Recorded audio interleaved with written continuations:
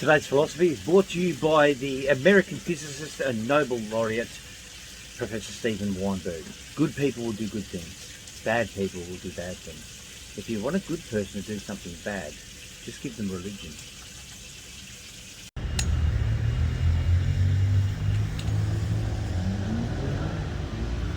Nice looking woman, that's Bertha. Nice looking woman, rather large, masculine features, well endowed. Welcome to Canterbury. That is St Martin's Abbey over the back. It's in 597 AD, Pope Gregory sent St Augustine to Britain to introduce, well, to reinforce Christianity. He was already here, but he was just coming over to reinforce Christianity because they'd lost control over the Angles and the Saxons who were living here at the time. And this is where he arrived in 597. In 604 he passed away at 69 years old, not 609, 69 years old, and he's buried around out the back. It's difficult to get to. I've googled the heck out of it. I couldn't get in there last time I was here, but I will try later on this afternoon after we go to the main reason anybody would come to Canterbury other than to read about Geoffrey Chaucer, and that's to visit Canterbury Cathedral. Let's head on over. So in order to get to Canterbury Cathedral, you need to enter into the old Roman walls that surround Canterbury. These were built by the Romans in between 270 and 280 AD.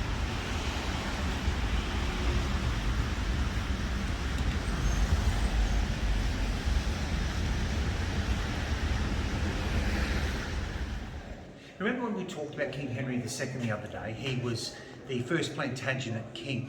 The biggest blemish on his record was that when he appointed Sir Thomas Becket to become the Archbishop of Canterbury, he thought he could use him as a proxy. But unfortunately, Thomas Becket fell in love with his role and took it far more seriously than King Henry expected. And one night when King Henry was frustrated, he asked, "Who will rid me of this horrible Becket?" Sorry about the interruption there, folks. People keep walking past, so we have been pausing and then picking up. King Henry chanted, "Who will rid me of this horrible Becket?" And 4 knights overheard this and they thought, "We're going to do this for our king because we love him." So on the 29th of December 1170, they burst through these doors and killed Thomas Becket about 5 metres into this doorway here. When they killed him, they chopped open his skull and they scratched his brain matter into the floor so that he would not be reincarnated in human form, such as our understanding of biology at the moment. And the blood was scooped up and diluted into vassals, and for the next 200 years, if you paid the right price, you were able to get yourself a little piece of Thomas Becket. Let's go inside and see exactly where he was executed.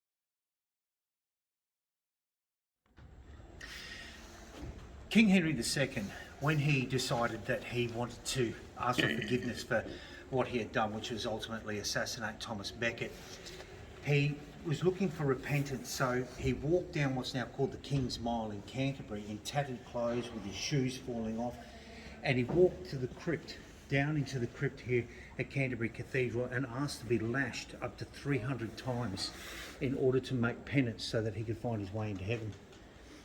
Not everybody knew it was King Henry as he was walking down the street. The only way they could tell was that he was being led by his standard bearers. This has brought about the pilgrimage where people come down to Canterbury Cathedral every year. These pilgrimages were spoken about by, if you've ever heard of Geoffrey Chaucer. He was the first author to write in Middle English. Before that, everything was Anglo-Roman. And he passed away in the year 1400, and in his stories, the Canterbury Tales, it started at the Tabard Inn up in London, which was either burnt in the Great Fire of London in 1666, or it was deliberately demolished by the mayor in order to create a fire break. There's still conjecture about exactly what happened to the Tabard Inn. The story goes, You shared a story as you walked down to Canterbury, and in the Canterbury Tales the crowd swells, but it was actually an incomplete work. Canterbury Tales are a wonderful little historical link to Canterbury Cathedral.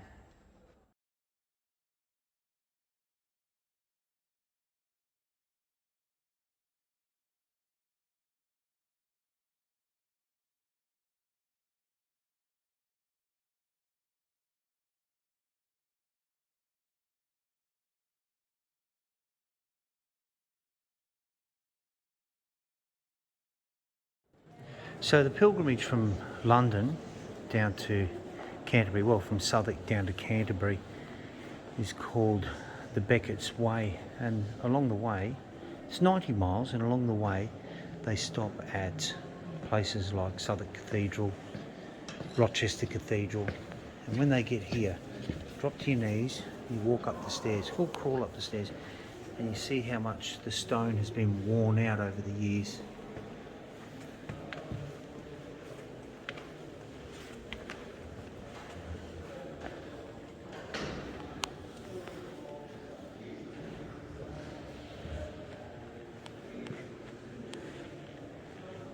The eldest son of Edward III, the Black Prince, is sleeping here in Canterbury Cathedral.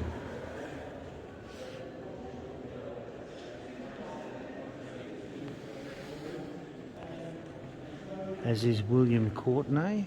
He was the Archbishop of Canterbury 1381 to 96. 1381 is when the Peasants' Revolt took place, which we'll learn a lot more about when we get up to London.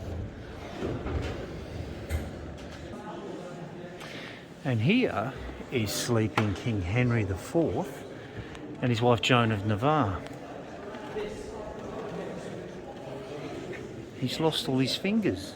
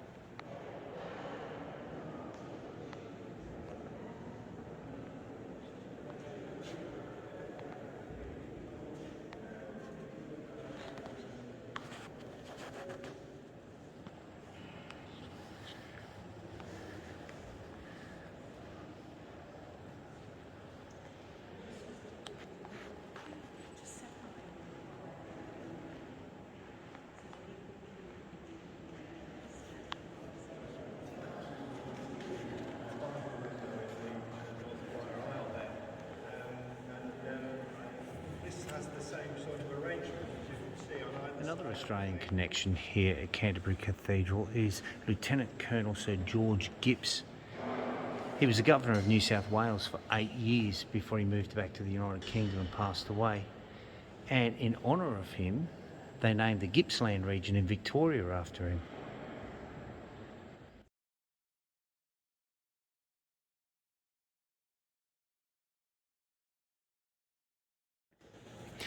There are a lot of stories in this room between the flags, what they tell us, the insignias and bosses on the top of the wall, top of the ceiling, and the heraldic shields in the lead-like glass.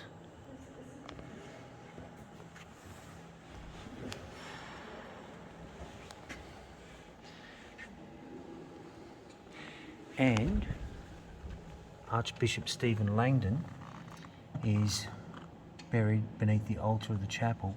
We'll learn more about Stephen Langton when we get to Rochester Castle in a few days, because he was a major player in the signing of the Magna Carta and the siege of Rochester Castle.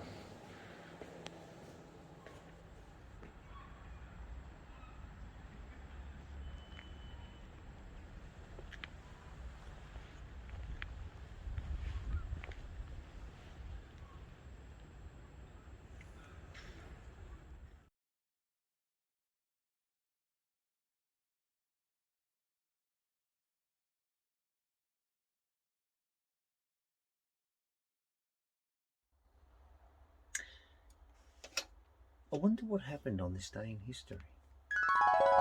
On this day, December 1st, 1420, Henry V of England entered Paris with his father-in-law, King Charles VI of France. On this day in 1919, Lady Astor became the first female member of Parliament in the House of Commons in the UK. She was persuaded to step down. She had been criticised for her sympathetic views towards Nazism in 1945.